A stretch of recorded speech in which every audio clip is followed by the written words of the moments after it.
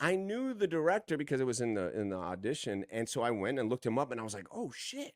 He just directed one of my favorite documentaries called A Fistful of Quarters. It's the King of Kong, when this guy takes on this Donkey Kong championship. It's a fantastic movie. I just watched it, and so that's the universe going, "Hey, bring that up."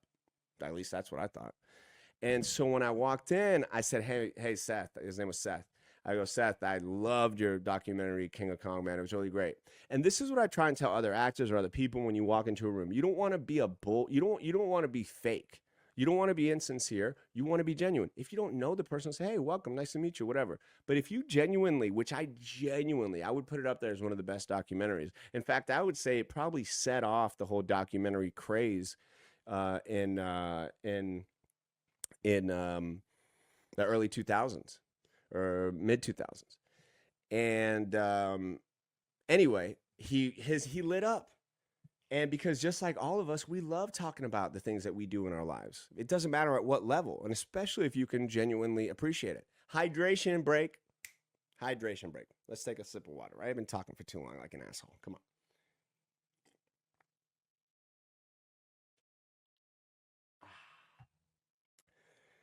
All right. So I walk in, and it is fun to audition in front of people. It is fun to audition in front of somebody that can give you feedback, especially a talented director. So, do my which sucks now because most of the time I audition for stuff is on tape and I don't get any feedback and you just send it off and you don't know what they're looking for. And this is a perfect example of why something like this is really good. And so basically I walk in, do my all right, let's go. So I do my thing, blah blah blah blah, and he's like, he sits there, and then I do my, hey, you got to pay your bills, you got to pay your bills, and he sits there and he's like, can you do it a little less angry? Now here's the funny thing, I didn't think I was being angry. I just thought I was being funny, but I was like, oh yeah. And because I've taken acting classes, and because I've worked with other directors, and because I said, hey, I could go to an 11. Where do you want me to go? Like a 7? That's always a question you ask. Where do you want me to go? If I'm at a 10, do you want me to be at a 7?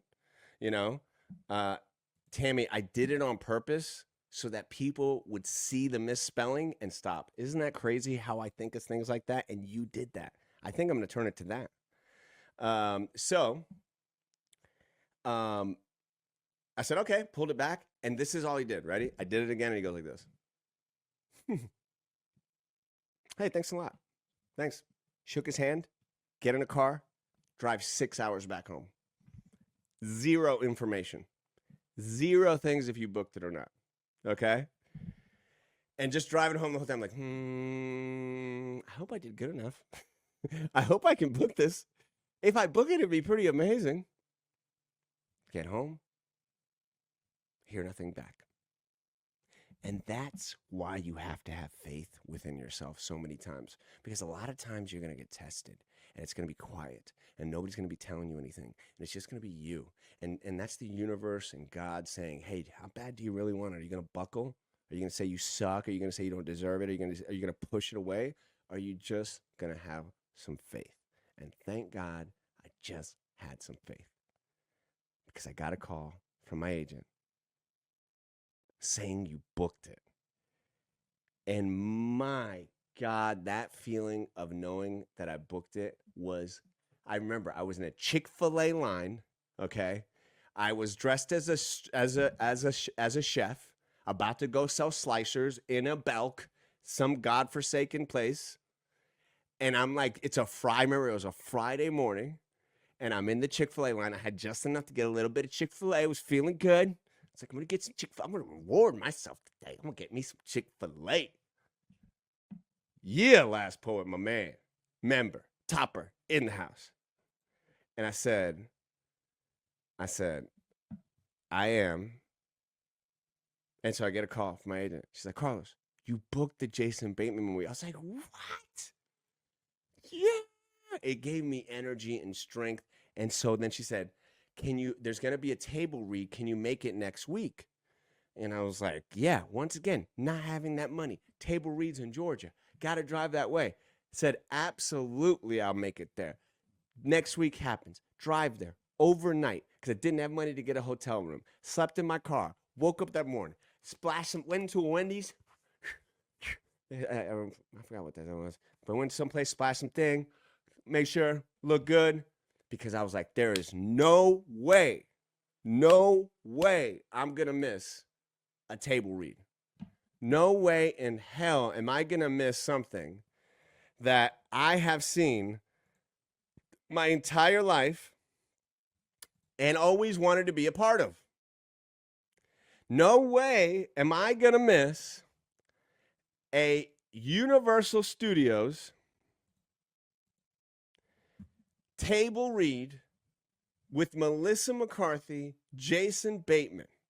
Okay? So what is a table read?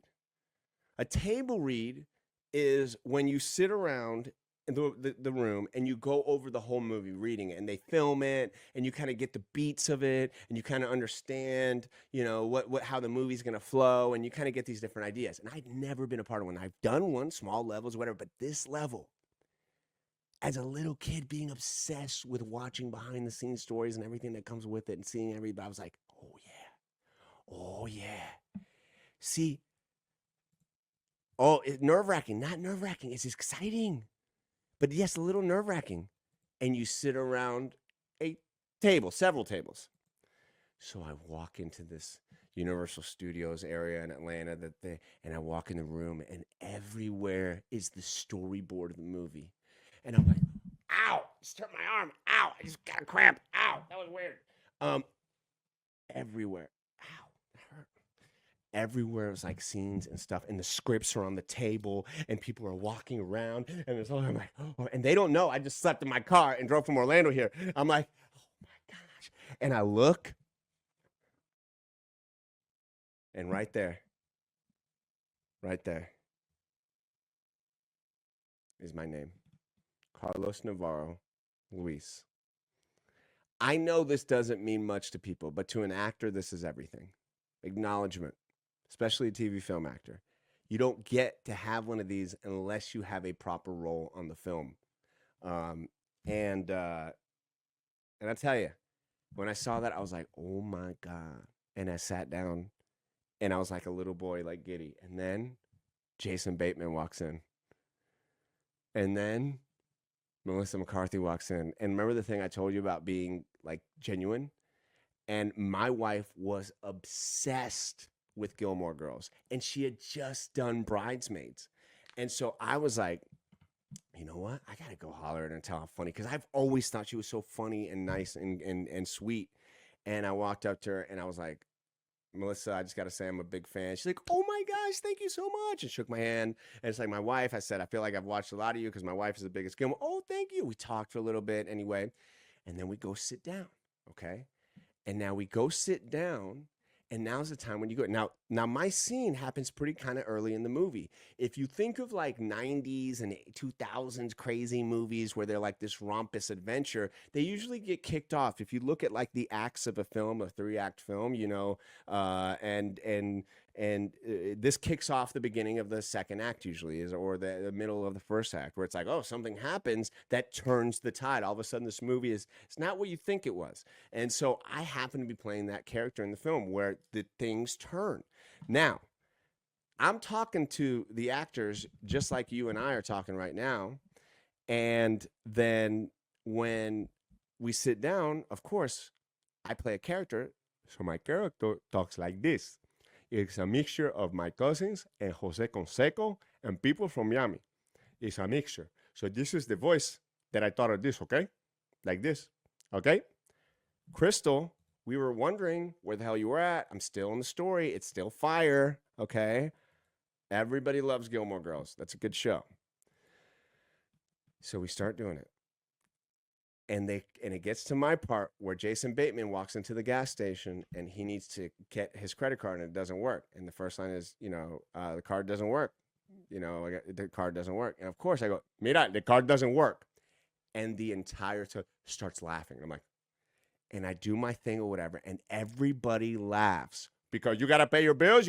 Because what I forget sometimes, being Hispanic and living in Florida, sometimes people aren't around Hispanic people. I know, in this crazy day and age, and they get a kick out of it. So they all got quite a kick out of it, and they all laughed, and they just were like, did a good job there, whatever. And then I go and I have the next, I think a couple days after is when I actually go shoot my scene. And I go and I sit down, and I drive up to the shoot, and I get to my trailer, and there is Jason Bateman walking towards